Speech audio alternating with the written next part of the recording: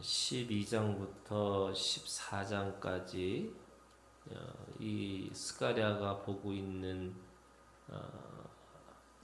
날이라는 게 그날이라는 게 있어요. 그날. 이 그날이라고 하는 것은 두 가지가 있는 거죠. 하나님 앞에 심판받는 날이고 동시에 믿음의 사람들은 구원받는 날이에요. 그래서 늘 심판과 구원이 같이 있어요. 그 심판과 구원이라는 것은 동전의 양면과 같은 거예요. 그래서 하나님의 심판이 있는 것이 끝이 아니고 반드시 그 안에 구원이 있는 거죠. 그 심판과 구원은 두 가지로 이루어지는 거예요. 하나는 이 하늘과 땅이라는 거예요. 그 하늘과 땅이라는 것은 보이지 않는 것과 보이는 것의 심판과 구원이에요. 그래서 하늘의 심판과 하늘의 구원이 있는 거고 땅의 심판과 땅의 이 구원이 동시에 같이 있는 거죠. 그러면서 동시에 이 하늘과 땅이라고 하는 이 관점에서 영과 육이라는 거죠. 그러니까 영은 보이지 않는 하나님의 세계고 육은 모든 사람들이 보고 있는 이 창조 질서의 세계를 얘기를 하는 거예요. 그래서 하늘과 땅의 심판과 구원, 또 영과 육의 심판과 구원이라는 것이 있는 거죠. 그래서 하늘과 땅의 심판과 구원이라고 하는 것은 새 하늘과 새 땅이라고 하는 하나님의 심판의 결과가 이 심판의 무게가 있는 게 아니고 구원의 중점이 있는 거예요. 그래서 이전 것은 다 지나서 하나님이 새 하늘과 새 땅을 다시 창조하시는 거고요. 심령이라고 하는 것은 영과 육이라고 하는 것은 하나님이 첫 번째 아담을 심판과 구원을 하시고 있으면서 그 안에 두 번째 아담이신 예수 그리스도를 통해서 새로운 새 생명을 우리에게 허락해 주시는 거죠.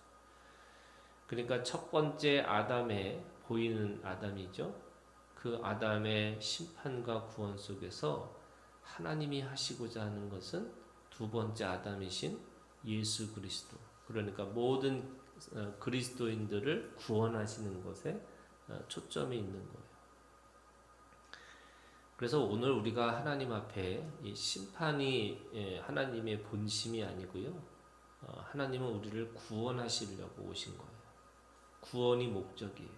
그러니까 하나님 앞에서 은혜 안에서는 어떤 것도 이 심판이 있는 게 아니고요. 모든 것이 다 구원이에요.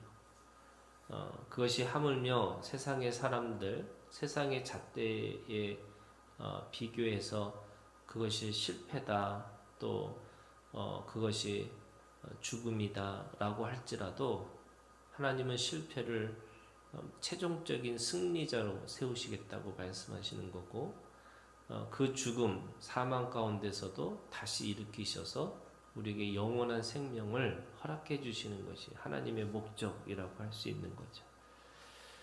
그런 의미에서 오늘 12장 1절부터 9절까지는 보이는 이 하늘과 보이는 땅, 또 영적으로 얘기하면 첫 번째 아담에 대한 이야기를 하고 계세요.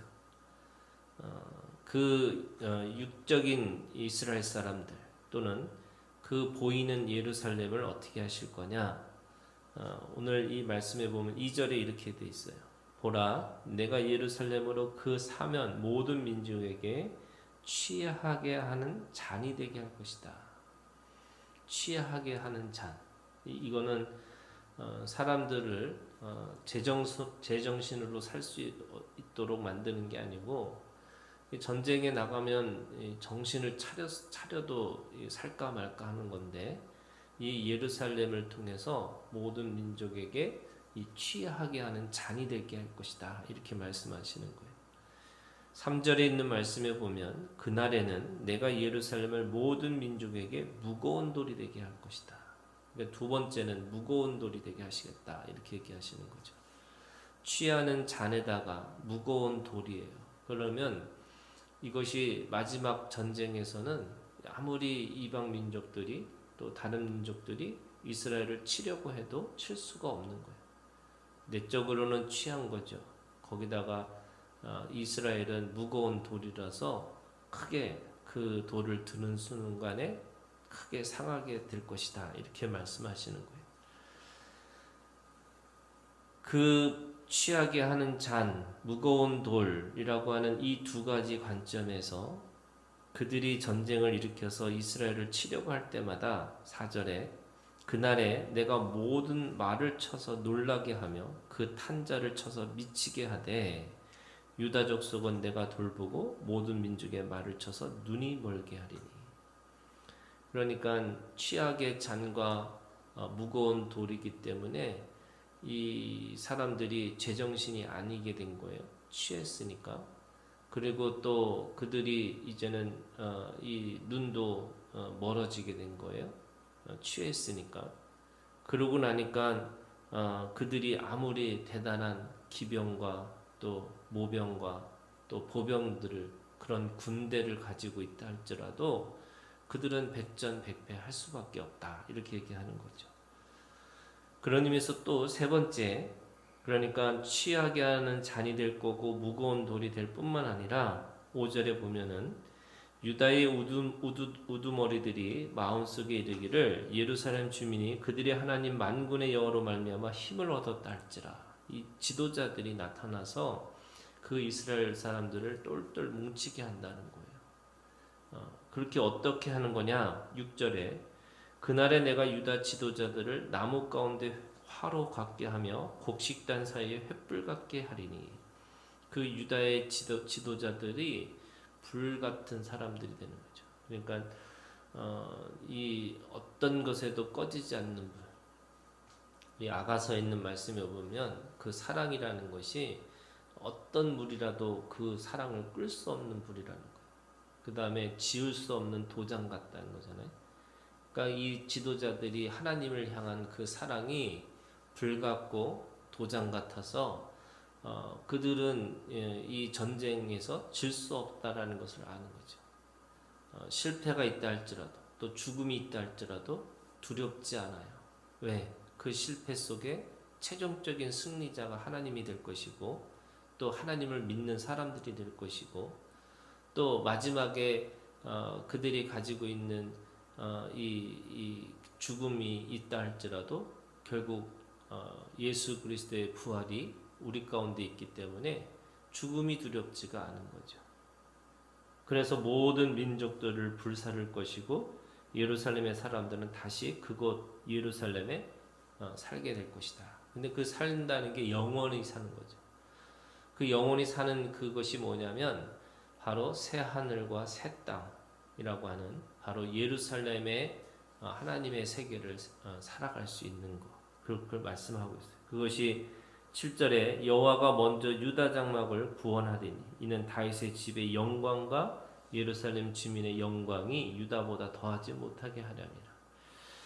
장막을 구원하니까 하나님의 앞에 그 예루살렘이라고 하는 것이 성전이 있는 곳이에요. 그러니까 성전의 뜻이 뭐냐면 하나님의 영광과 하나님의 임재가 있다는 거예요. 그 영광과 임재라는 게 영광이 왜 있냐? 하나님의 영광은 능력이에요.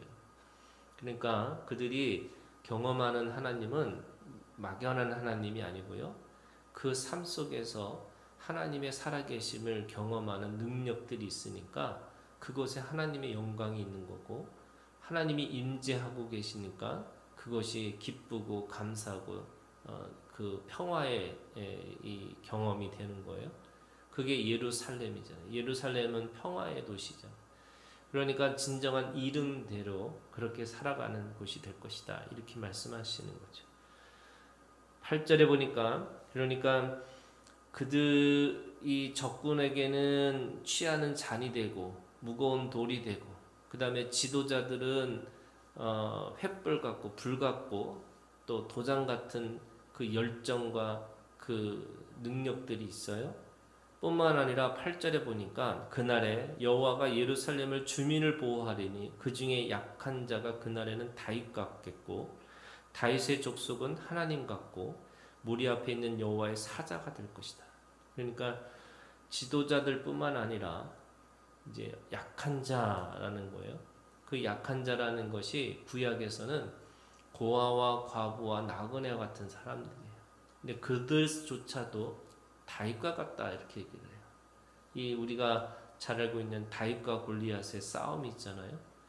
어린 소년이 그 거대한 거인과 싸워도 이기는 거예요. 왜?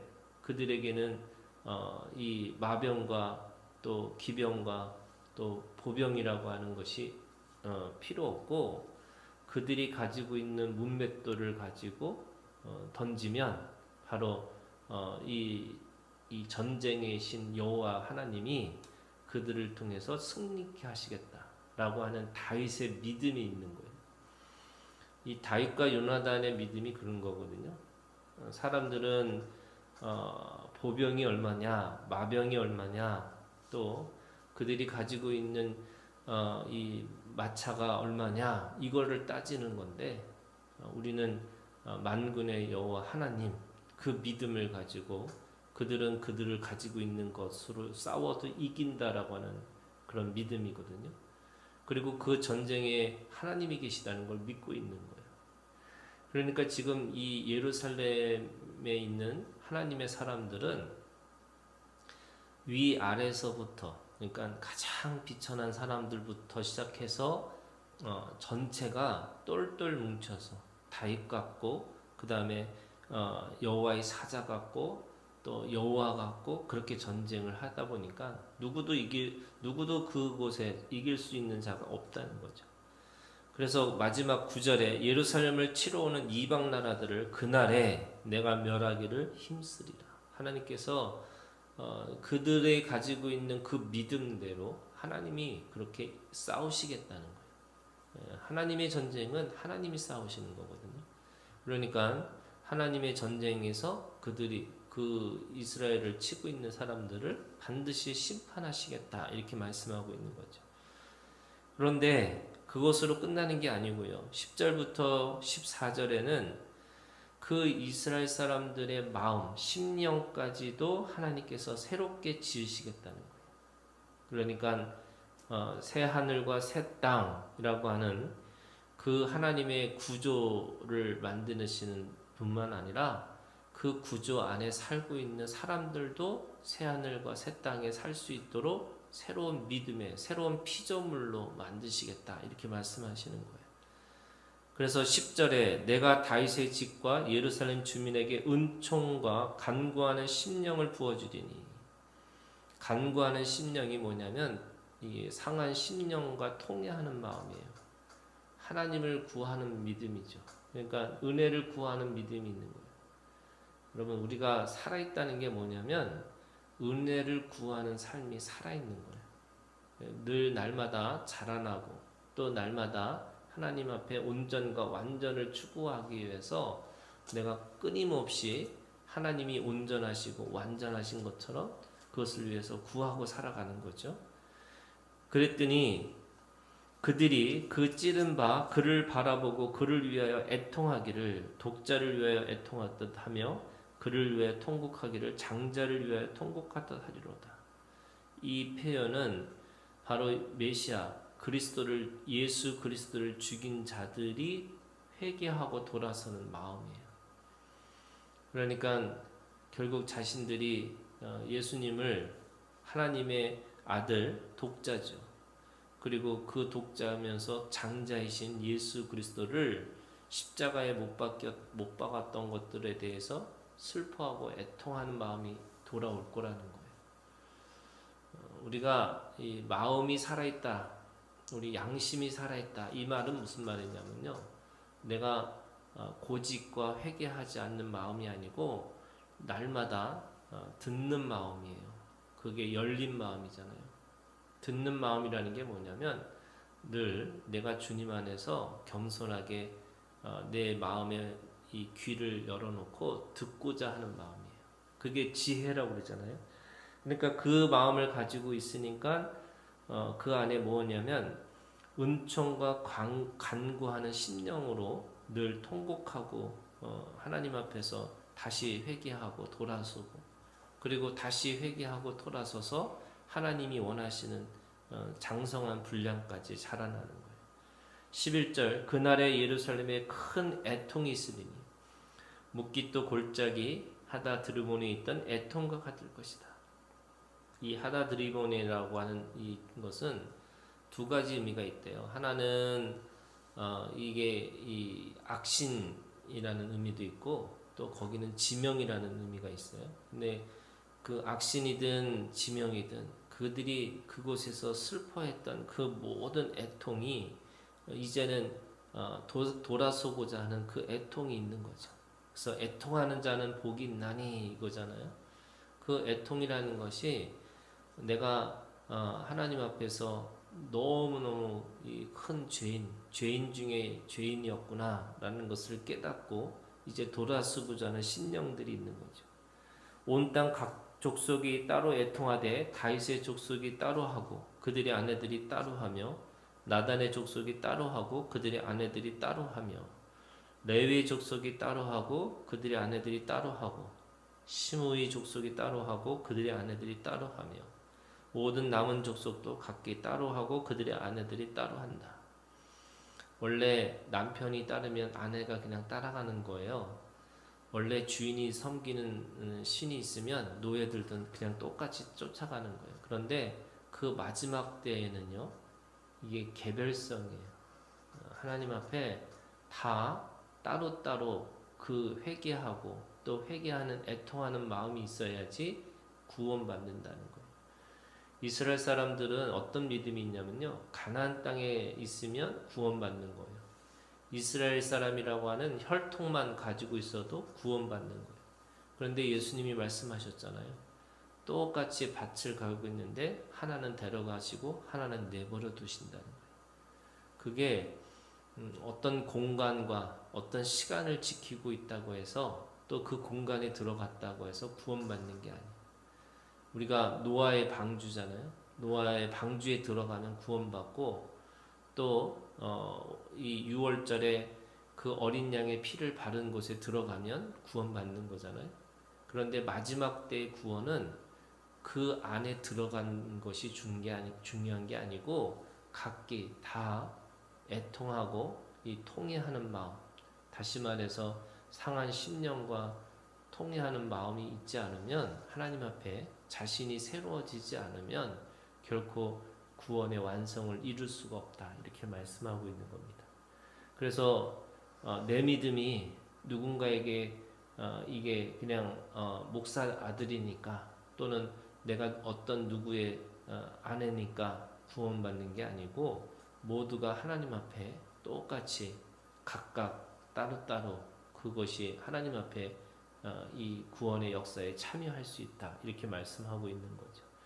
오늘도 이 믿음으로 우리가 그날에 하나님께서 우리를 끝까지 지키시고 그날에 오늘 우리를 새롭게 하셔서 하나님 앞에 새 하늘과 새 땅 가운데 살아가는 새 피조물로 삼으시겠다고 말씀하셨으니까 그 믿음 가지고 우리가 늘 승리하는 우리가 되기를 주님의 이름으로 축원합니다.